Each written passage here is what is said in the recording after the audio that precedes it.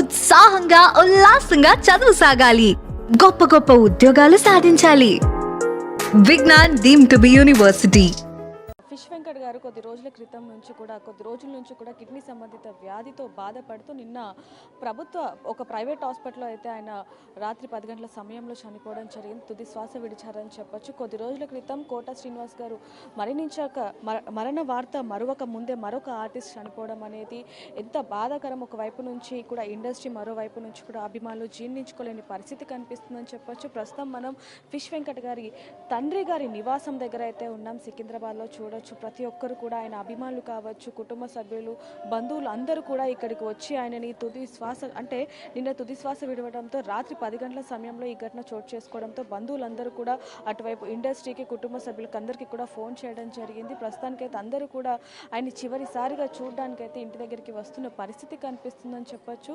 ఒక్కసారిగా ఇండస్ట్రీ అలాగే అభిమానులు ఒక్కసారిగా జీర్ణించుకోలేని పరిస్థితి కనిపిస్తుంది. ఎందుకంటే 100 సినిమాలకు పైగా అనేక సినిమాల్లో నటించిన వ్యక్తి, ఎంతో మందిని నవ్వించిన వ్యక్తి ఇక లేరు అన్న వార్త అభిమానులు అలాగే కుటుంబ సభ్యులు జీర్ణించుకోలేకపోతున్నారని చెప్పొచ్చు. చూడొచ్చు, అందరూ కూడా కన్నీరు మున్నీరు అవుతున్న పరిస్థితి కనిపిస్తుంది. ఇంటి దగ్గర విషాయ ఛాయలు అయితే అల్లుకున్న పరిస్థితి అయితే కనిపిస్తుందని చెప్పొచ్చు. ప్రతి ఒక్కరు కూడా ఎంతగానో నవ్విస్తూ ఉండేవాళ్ళు. అలాంటిది కొద్ది రోజులుగా 2 కిడ్నీలు కూడా ఫెయిల్ అవ్వడంతో హాస్పిటల్లో చికిత్స పొందుతూ నిన్న రాత్రి అయితే తుది శ్వాస విడిచారని చెప్పొచ్చు. అంటే కిడ్నీ మార్పిడి కోసం అనేక హాస్పిటల్లో కూడా ప్రయత్నించడం జరిగింది. అలాగే డాక్టర్లు కూడా 50 లక్షలకు పైగా ఖర్చు అవుతుందంటూ కూడా చెప్పడంతో కొంచెం ఆర్థికంగా ఇబ్బందుల్లో ఉన్న కుటుంబం ఒకవైపుగా సాయం కోసం ఎదురు చూసిన పరిస్థితి తెలిసినప్పటికీ కూడా ఒకవైపు కిడ్నీ మార్పిడి దొరకకపోవడం, అదేవిధంగా డబ్బుల పరంగా కూడా అంటే సరైన ట్రీట్మెంట్ అందినప్పటికీ కూడా కిడ్నీ దొరకక ఈరోజు ఈయన ఇలాంటి పరిస్థితుల్లో ఉన్నట్టుగా అయితే తెలుస్తుందని చెప్పొచ్చు. ఏదైనప్పటికీ ఇంటి దగ్గర మాత్రం కూడా విషయ ఛాయలు అయితే అల్లుకున్న పరిస్థితి కనిపిస్తుంది. ఇప్పుడు మనతో పాటు ఫిష్ వెంకట్ గారి కూతురు మనతో పాటు ఉన్నారు. ఒకసారి వారితో కూడా మాట్లాడదాం. నమస్తేనండి. ప్లీజ్. అంటే మిమ్మల్ని బాధ పెట్టాలని కాదు, అంటే కొద్ది రోజులుగా ఆయన అసలు ఎవరితో కూడా మాట్లాడిన పరిస్థితి, అసలు కళ్ళు కూడా తెరవట్లేదు అంటూ కూడా మీరు లాస్ట్ టైం బిగ్ టీవీతో మాట్లాడడం జరిగింది. అసలు రాత్రి ఏం జరిగిందండి, ఏమని చెప్పారు? ఏం చెప్పలేదండి. లివర్ పాడైందంట, లివర్ ఇన్ఫెక్షన్ వచ్చింది. నైట్ 8:30 నుంచే బ్రీతింగ్ ప్రాబ్లం అయ్యింది, బీపీ డౌన్ అయిపోయింది. 9:25కి చనిపోయాను. అంటే చివరిసారిగా అసలు ఎప్పుడు స్పందించారు? అంటే హాస్పిటల్ మార్చడం జరిగింది, అంటే ఆయనకి ఆరోగ్యపరంగా అలాగే కొంచెం ట్రీట్మెంట్ కోసం వేరే హాస్పిటల్ మార్చడం జరిగింది. అప్పటి నుంచి మాట్లాడారా లేకపోతే? లేదు, హాస్పిటల్ షిఫ్ట్ చేసిన తర్వాత నుంచే మాట బంద్ అయింది. చికిత్స కోసమే హాస్పిటల్ అనేది చేంజ్ అంతే. అక్కడ డాక్టర్స్ ఏమైనా ట్రీట్మెంట్ ఇవ్వటం కానివ్వండి చేశారు, లేకపోతే వెంటిలేషన్ మీదనే ఉన్నారు అప్పటి నుంచి? వెళ్ళిన డే నుంచి వెంటిలేటర్ మీదనే ఉన్నాడు, నిన్నటి వరకు కూడా. నిన్న ఈవినింగ్ కూడా బాగానే ఉన్నాడు, సడన్గా అయిపోయింది అట్లా. అంటే ఏమైనా స్పందిస్తున్నారా, అంటే ట్రీట్మెంట్కి కానివ్వండి లేకపోతే ఎవరైనా ఆయన్ని చూడడానికి వస్తే? లేదు, అసలు బాడీ సహకరించట్లేదు అస్సలు. డాక్టర్స్ ఏం చెప్పారు? చెప్పేశారండి, మాకు 99% హోప్ ఇవ్వలేమని అన్నారు. అంటే కిడ్నీ మారుస్తే కొంచెం బ్రతికే ఛాన్సెస్ ఉన్నాయంటూ కూడా మన గతం నుంచి కూడా వార్తలు వింటూ ఉన్నామని చెప్పచ్చు. అంటే కిడ్నీ మెయిన్ వచ్చింది కిడ్నీ గురించే, కాకపోతే లివర్ కూడా ఖరాబ్ అయిందని చెప్పి రీసెంట్గా తెలిసింది 1 వీక్ తర్వాత. బ్లడ్ ఇన్ఫెక్షన్ వచ్చింది, జాండీస్ తలకెక్కినాయి, బ్రెయిన్కి వచ్చినాయి. దానివల్ల ఇంత సిక్ అయిపోయింది బాగా. మామూలుగా ఇండస్ట్రీలో అయినా ఎంతో మందికి పరిచయస్తులు అని చెప్పొచ్చు, పెద్ద పెద్ద హీరోలతోనే నటించిన వ్యక్తి, 100 సినిమాలకు పైగా. అలాంటిది ఇండస్ట్రీ నుంచి కేవలం విశ్వక్సేన్ గారు మాత్రమే స్పందించడం జరిగింది, ఎవరు కూడా స్పందించలేదు. అంటే సేన ప్లస్ జట్టి మూవీ హీరో కృష్ణ మాన్యన్, 100 డ్రీమ్స్ ఫౌండేషన్ వాళ్ళు మాత్రమే, ఆ ఇద్దరు మాత్రమే హీరోస్ 2 lakhs ఇచ్చారు అంతే. ఇంకెవ్వరు ఎలాంటిది ఏం చేయలేదండి. ఇప్పుడు చనిపోవడం జరిగింది ఆయన, ఇంకా మనతో లేరు అన్న వార్త అసలు జీర్ణించుకోలేమని చెప్పొచ్చు.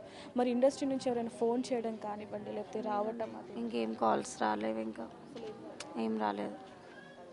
సో చూడొచ్చు, ఇండస్ట్రీలో ఒక మంచి గుర్తింపు పొందిన ఫిష్ వెంకట్ గారు ఇక లేరు అన్న వార్త ఇండస్ట్రీకి తెలిసినప్పటికీ కూడా ఇప్పటి వరకు కూడా ఎవరు స్పందించలేదు అంటూ కూడా వారి కుమార్తె చెప్తున్న పరిస్థితి అని చెప్పొచ్చు.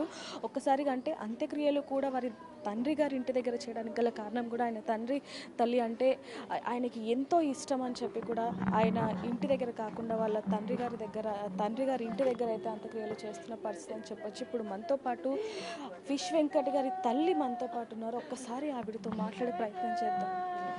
అమ్మ నమస్తే. ఓ నాయన నా కొడుకమ్మా, వెంకటేశ నా కొడుకు, లేపున్నమ్మా, వెంకట్ని లేపున్నమ్మా, అమ్మా అమ్మా లేపండి, మానం బాగలేదు అమ్మా అని అంటుండమ్మా, అమ్మ అని మాట్లాడుతుండే.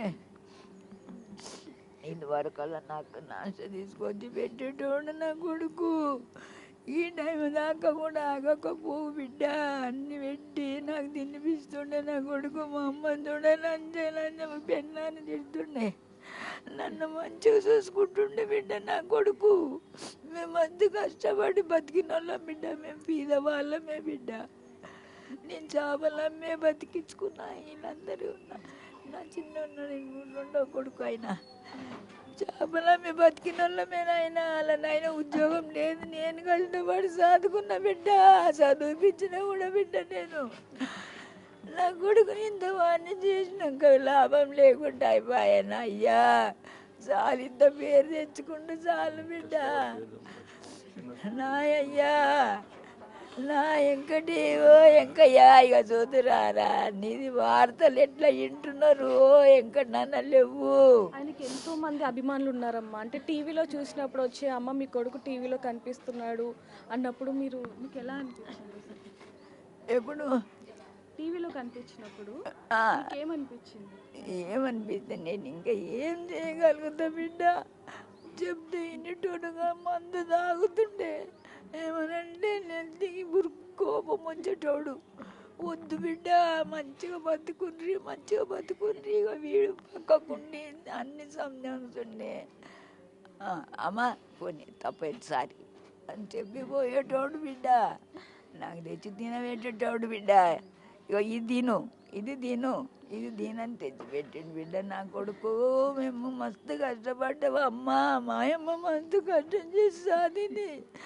అమ్మ అంటే ఇప్పుడు మిమ్మల్ని బాధ పెట్టాలని కాదు, ఆయన మీతో చివరిసారికి ఎప్పుడు మాట్లాడారు? చివరి దాకా ఇక ఇప్పుడు హాస్పిటల్ చేసే ముందు నాకు పడి కాళ్ళు ఇరిగినాయి, పోవద్దలేదు. ఓన్లో మాట్లాడితే ఇంట్లో ఉన్నాడు అప్పుడు మంచిరాబాద్లో. 2 రోజులకు షెరికాయిండు.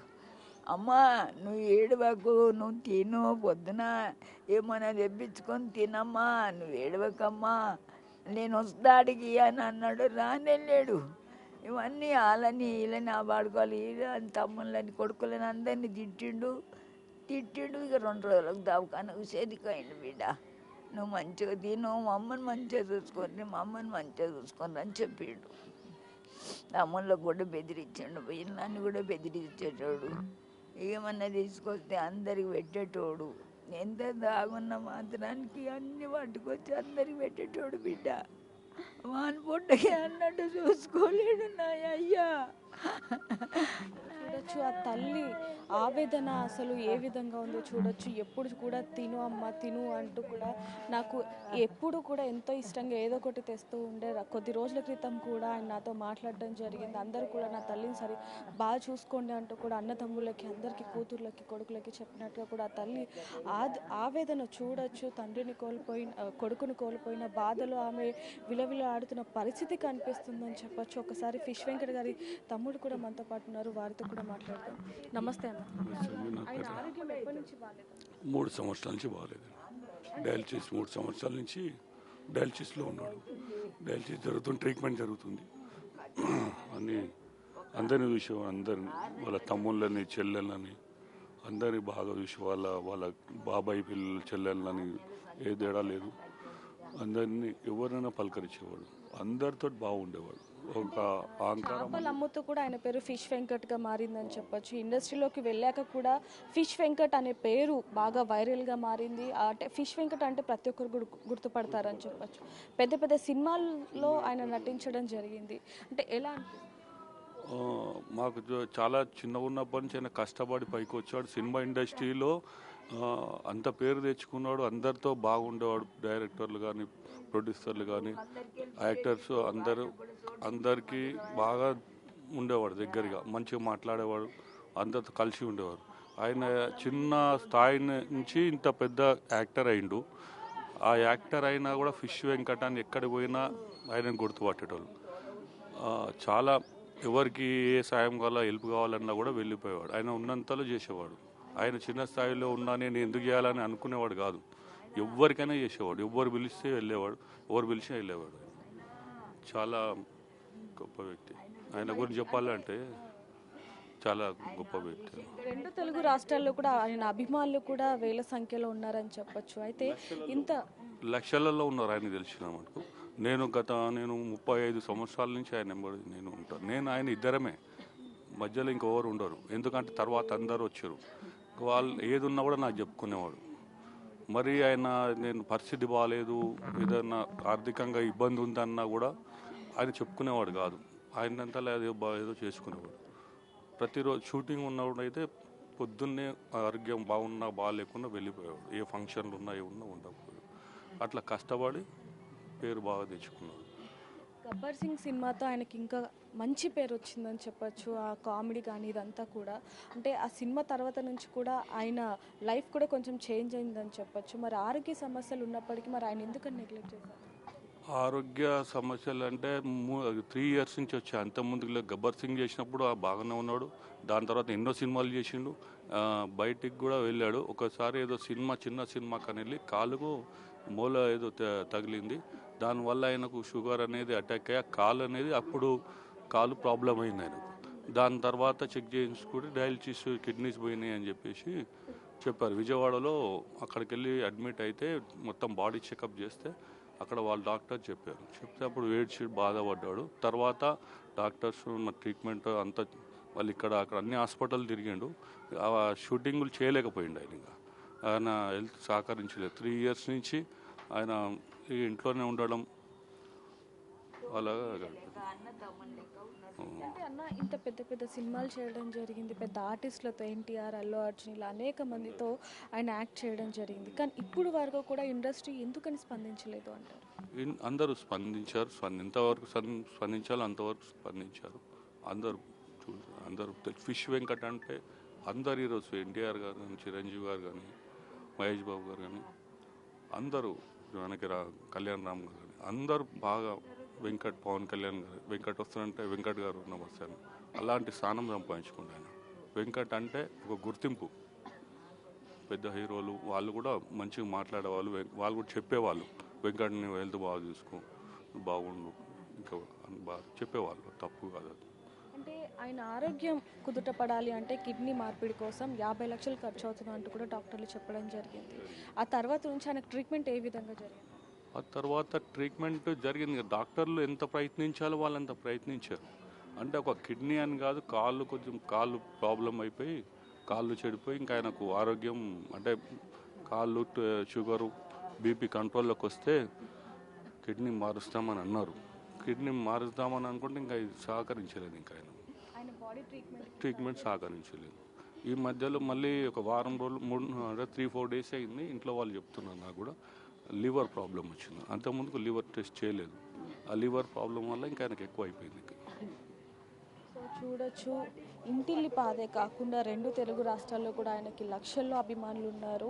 వాళ్ళందరూ కూడా ఒక్కసారిగా షాక్కి గురైన పరిస్థితి కనిపిస్తుంది. ఆయనకి 2 సంవత్సరాలుగా కూడా ఆరోగ్య పరిస్థితి సరిగ్గా లేనందువల్ల ఈరోజు ఇలాంటి పరిస్థితి నెలకొనిందంటూ కూడా కుటుంబ సభ్యులు చెప్తున్న పరిస్థితి అని చెప్పొచ్చు. మరోవైపు నుంచి చూసుకుంటే ఆయనకి కజిన్ సిస్టర్స్ కూడా ఉన్నారు. వారితో ఎంతో అన్యోన్యంగా ఉంటారు అనేది కూడా తెలుస్తుందని చెప్పొచ్చు. వాళ్ళ సిస్టర్స్ కూడా అంటే రోజు కూడా వాళ్ళ సిస్టర్స్తో మాట్లాడుతూ బాగోగులు తెలుసుకుంటూ ఉంటారు. అలాంటిది ఒక్కసారిగా మా అన్నయ్య లేడు అని కూడా వాళ్ళు జీర్ణించుకోలేని పరిస్థితి కనిపిస్తుంది. ఇందాక మనం విజువల్స్లో కూడా చూడొచ్చు, వాళ్ళు మున్నీరు అవుతున్న పరిస్థితి కనిపిస్తుందని చెప్పొచ్చు. వాళ్ళ అన్నయ్యని కోల్పోయిన బాధ ఎప్పటికీ ఎవరు తీర్చలేని పరిస్థితి అని చెప్పొచ్చు. ఒక్కసారి వారితో మాట్లాడే ప్రయత్నం అయితే చేద్దాం. అంటే ఇలాంటి పరిస్థితుల్లో వాళ్ళని ఇబ్బంది పెట్టకూడదు. కానీ ఫిష్ వెంకట్ గారు ఎంత మంచివారు, ఎంతో మందికి సహాయం చేశారు. అంటే ఎవరైనా సహాయం అని ఇంటి ముందుకు వచ్చినా, ఫోన్ చేసినా సరే ఖచ్చితంగా స్పందించి ఆయనకి చేతనైనంత వరకు కూడా సాయం చేశారు. చేసేవారు అంటూ కూడా వాళ్ళ తల్లి మాటల్లో అయితే మనం వినడం జరిగింది. అంటే సొంత చెల్లెలు లేకపోయినప్పటికీ కూడా బాబాయ్ పెద్దమ్మ కూతుర్లని చెల్లెలని ఎంతో అన్యోన్యంగా చూసుకునేవారు అనేది కూడా ఈవిడ కళ్ళల్లో తెలుస్తుందని చెప్పొచ్చు. ఒక్కసారి ఆవిడతో మాట్లాడే ప్రయత్నం అయితే చేద్దాం. అమ్మ, మిమ్మల్ని ఇబ్బంది పెట్టాలని సో చూడొచ్చు, అంటే అన్నయ్య లేరు అన్న బాధను ఆవిడ జీర్ణించుకోలేని పరిస్థితి కనిపిస్తుందని చెప్పొచ్చు. ఒక్కసారిగా ఎంతగానో రోధిస్తున్న పరిస్థితి కనిపిస్తుంది. అటువైపు చూసుకుంటే ఆయన భార్య కూడా ఒకవైపు చూడొచ్చు. అంటే ఎన్నో సంవత్సరాల నుంచి, దాదాపుగా 2 సంవత్సరాల నుంచి కూడా ఆయన ఆరోగ్యం బాలేని పరిస్థితిలో ఈవిడ మొత్తం కూడా మంచి చెడు మొత్తం కూడా చూసుకున్న పరిస్థితి కనిపిస్తుంది. ఆవిడ ఎంత రోధిస్తున్నారు అనేది కూడా తెలుస్తుందని చెప్పొచ్చు. ఒక్కసారి ఆవిడతో మాట్లాడే ప్రయత్నం అయితే చేద్దాం. ఇబ్బంది పెట్టాలని కాదు కానీ ఒక్కసారి మాట్లాడే ప్రయత్నం చేద్దాం.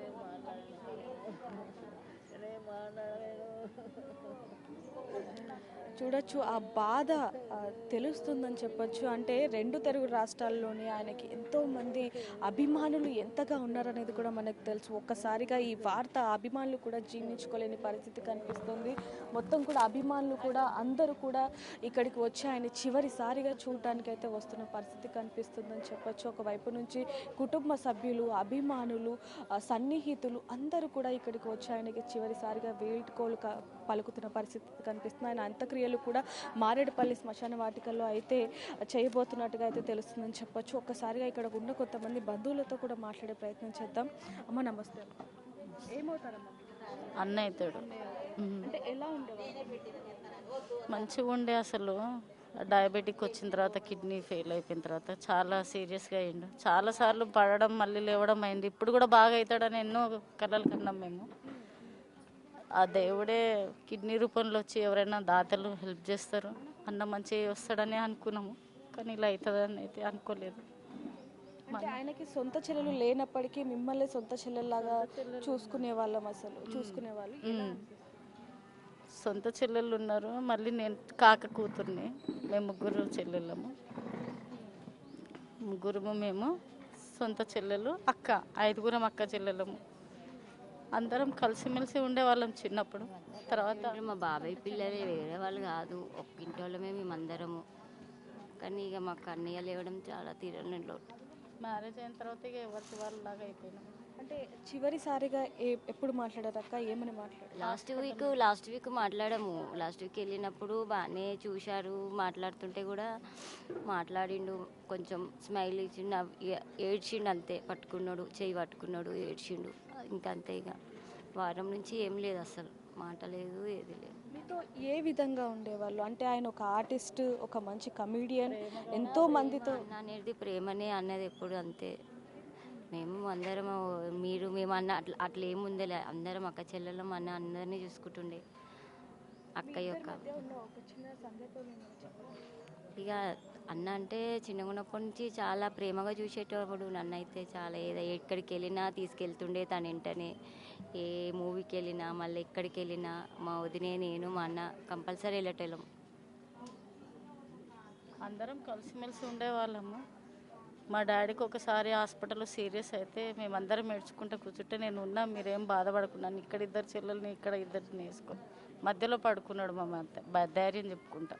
మాకు అందరికీ పెద్ద దిక్కుకుంటుండే మా అన్న.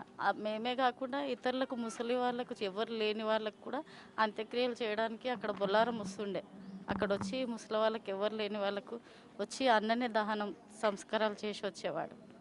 అట్లా వచ్చినప్పుడు నాకు ఫోన్ చేసేవాడు, కలిసేవాడు నన్ను. కానీ అందరం మంచి కలిసి ఉండేవాళ్ళం. ఇక పెళ్ళిళ్ళైన తర్వాత ఎవరిది వాళ్ళు అన్నట్టుగా అయిపోయినాము.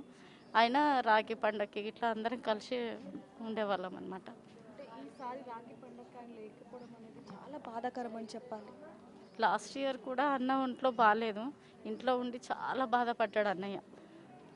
మా చెల్లెళ్ళు వచ్చిర్రు, అసలు వాళ్ళని ఏం చేయలేకపోయినా అనేసాడు. లేదన్నా, నీ ఆరోగ్యం మంచిగా ఉంటే చాలు, మాకు అదే ఎంతో గొప్ప అని చెప్పి లాస్ట్ ఇయర్ మేము వెళ్ళాము. అందరము కలిసి ఉన్నాం. పెద్దమ్మ, వదిన అందరం కలిసి ఉండేసి 1 గంట 2 గంటలు అన్నతో స్పెండ్ చేసి వచ్చాం.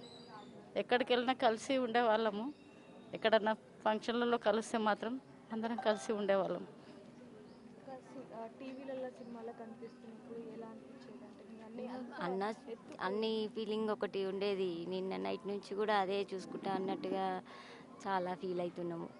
మిస్ అయిపోతున్నాం అనేది. ఇండస్ట్రీలో పెద్ద పెద్ద హీరోలతో ఆయన నటించడం జరిగింది. అసలు అంటే చుట్టుపక్కల వాళ్ళందరూ కూడా మీ అన్నే టీవీలో కనిపిస్తున్నాడు అన్నప్పుడు షూటింగ్లు అవుతుంటే కూడా తీసుకెళ్లేవాడు మమ్మల్ని, ఫ్యామిలీని ఎప్పుడైనా కలిసినప్పుడు తీసుకెళ్తుండే. మూవీ షూటింగ్ ఉంది రండి అని తీసుకెళ్లేటోడు, చూసేటోళ్ళం అట్లా వెళ్ళి అన్నయ్య అంట అందరం కలిసినప్పుడు అందరం సినిమాకి మంచిగా. ఇక ఒక 15 రోజుల నుంచి మాట్లాడినప్పుడే అంతే. లాస్ట్ టైం ఇక్కడ ఉన్నప్పుడు వచ్చిన మాట్లాడిండు, ఇక ఇట్లనే బాగాలేదమ్మా హెల్త్ అని ఏడ్చిండు. అమ్మకి బాగా లేకుండే ఇక అమ్మ దగ్గరికి వచ్చినాం, కలిసినాం. ఇంకా అదే లాస్ట్ టైం ఒక 2 months కిందట 2 months కిందట ఆయన మీతో మాట్లాడిండు. ఇంకా మళ్ళీ మాట అంటే ఇక మాటనే లేదు. 2 months కిందట మాట్లాడింది. ఇంకా 1 month నుంచి అయితే సిక్ అయ్యే ఉన్నాడు మొత్తం. ఆయన ఆరోగ్యం దాదాపుగా 2 సంవత్సరాల నుంచి బాగోలేనప్పటికీ కూడా ఆయన అందరితో కూడా బాగుండేవాళ్ళు. అంటే లాస్ట్ టైం రాఖీ పండగకి కూడా నేను మీకు అంటే చెల్లెలకి ఏం చేయలేకపోతున్నాను అన్న బాధ ఆయన కళ్ళలో కనిపించినప్పటికీ కూడా మీ ఆరోగ్యం బాగుంటే చాలు అంటూ కూడా ఈ చెల్లెలు ఆయనకి ధైర్యం ఇచ్చారనేది కూడా తెలుస్తుంది. కానీ ఒక 4 రోజుల్లో రాఖీ పండగ ఉండగా అంటే మా అన్నయ్య లేరు, ఇంకా మేము రాఖీ కట్టలేము అన్న బాధ కూడా వారి కళ్ళలో కనిపిస్తుందని చెప్పొచ్చు. ఒక్కొక్కసారిగా అటువైపు కూడా చూడొచ్చు. అభిమానులు కావచ్చు, లేకపోతే సన్నిహితులు అందరూ కూడా చివరిసారిగా ఆయనకి వీడుకోలు పలకడానికి అయితే ఇక్కడికి వస్తున్న పరిస్థితి కనిపిస్తుంది. దాదాపుగా 100 సినిమాలకు పైగా నటించిన వ్యక్తి ఈరోజు ఈ విధంగా చనిపోవడం అనేది చాలా బాధాకరం అని చెప్పొచ్చు. ఆయన కొద్ది సంవత్సరాలుగా డయాలసిస్తో కూడా బాధపడుతున్న పరిస్థితి ఉందని చెప్పొచ్చు. ఆయన కిడ్నీ మార్పిడి చేయాలి అంటే షుగర్ ఒకవైపు, మరోవైపు కాలు కూడా ఇబ్బందికరంగా ఉంది కాబట్టి దానికి ట్రీట్మెంట్ అయిన తర్వాతనే కిడ్నీ మార్పిడి చేయొచ్చు అంటూ కూడా డాక్టర్లు చెప్పారనేది కూడా కుటుంబ సభ్యులు చెప్తున్న పరిస్థితి. విష్ వెంకట్ గారి మరొక చెల్లెలు గారు మనతో పాటు ఉన్నారు. ఒక్కసారి వారితో మాట్లాడే ప్రయత్నం చేద్దాం. అసలు వాళ్ళు చూస్తుంటేనే కన్నీరు మున్నీరు అవుతున్న పరిస్థితి. మనం కూడా అంటే ఆయన ఎన్నో సినిమాల్లో మనం కూడా ఆయన నటన చూసి, ఆయన మాట తీరుని చూసి ఎంతగా నవ్వుకున్న పరిస్థితి మన అందరికీ అని చెప్పొచ్చు. ఒక రకంగా అందరం కూడా ఆయన అభిమానులం అని చెప్పొచ్చు. అలాంటిది ఎంతోమందిని నవ్వించిన వ్యక్తి ఈరోజు ఈ విధంగా అనేది అసలు చెప్పలేని పరిస్థితి అని చెప్పొచ్చు. ఒక్కసారిగా చూడొచ్చు, ఆవిడ కన్నీరు మున్నీరు అవుతున్న పరిస్థితి కనిపిస్తుంది. ఎంతగానో రోధిస్తున్న పరిస్థితి అని చెప్పొచ్చు. ఒక్కసారిగా అన్నయ్య లేడు ఇంకా అనే వార్తను, అంటే ఎప్పుడు కూడా నాన్న తర్వాత ఆయన ఎంతో ధైర్యంగా చూసుకుంటాడు మమ్మల్ని, ఎప్పుడు కూడా నాన్న లేని లోటు మాకు తీర్చలేదు, అలాంటిది అంత ధైర్యంగా ఉన్న అన్నయ్య ఈరోజు లేకపోవడం అనేది ఎంతో బాధాకరం అనేది కూడా వీళ్ళ కళ్ళల్లో తెలుస్తున్న పరిస్థితి అని చెప్పొచ్చు. ఒకవైపు నుంచి చూసుకుంటే అభిమానులు కూడా ఒక్కొక్కరుగా ఇక్కడికి వస్తున్న పరిస్థితి. ఇండస్ట్రీ నుంచి కూడా అసలు ఏం జరిగింది ఏంటి అంటూ కూడా ఫోన్లు చేసి కనుక్కుంటున్న పరిస్థితి అని చెప్పొచ్చు. ముందు నుంచి కూడా ఆయనకి ఎప్పుడైతే గబ్బర్ సింగ్ ఆ సినిమా ద్వారా ఫేమ్ వచ్చిందో, గబ్బర్ సింగ్ టీం ఏదైతే ఉందో అందులో ఒక భాగం అయిపోయి అప్పటి నుంచి కూడా గబ్బర్ సింగ్ బ్యాచ్ అనేది వీళ్ళకి ఎప్పుడు కూడా తోడుగా ఉందని చెప్పొచ్చు. అనేక సందర్భాల్లో ఆయనకి ఆరోగ్యం బాగాలేనప్పటి నుంచి కూడా గబ్బర్ సింగ్ టీం అనేది ఆయనతో దగ్గరగా ఉండి ఆయన బాగోగులన్నీ కూడా చూసుకుంటున్న పరిస్థితి కనిపించిందని చెప్పొచ్చు. మనం కూడా అనేక విషయాల్లో వాళ్ళతో మాట్లాడిన పరిస్థితి కూడా, హాస్పిటల్లో కావచ్చు, లేకపోతే ట్రీట్మెంట్కి డాక్టర్స్తో మాట్లాడే విధానం కావచ్చు, ఇవన్నీ కూడా మనం చూడడం జరిగిందని చెప్పొచ్చు. ఎస్, ప్రస్తుతానికైతే అందరూ కూడా ఫోన్లు చేసి మాట్లాడుతున్న పరిస్థితి తప్ప ఇప్పటి వరకు కూడా ఎవరు ఇంకా ఇక్కడికి చేరుకోలేని పరిస్థితి కనిపిస్తున్నాం చెప్పొచ్చు. ఒకవైపు నుంచి అభిమానులు మాత్రం ఒక్కొక్కరిగా ఇక్కడికి వచ్చి ఆయనకి చివరిసారిగా వీడుకోలు చెప్తున్న పరిస్థితి కనిపిస్తుంది. ఒక్కసారిగా కన్నీరు మున్నీరు అవుతున్న పరిస్థితి అని చెప్పొచ్చు. అంటే కొద్ది రోజుల క్రితం కోట శ్రీనివాస్ గారు చనిపోయారు అన్న వార్త మరువక ముందే ఇండస్ట్రీ ఇంకొక గొప్ప నటుని అయితే కోల్పోయిందని చెప్పొచ్చు.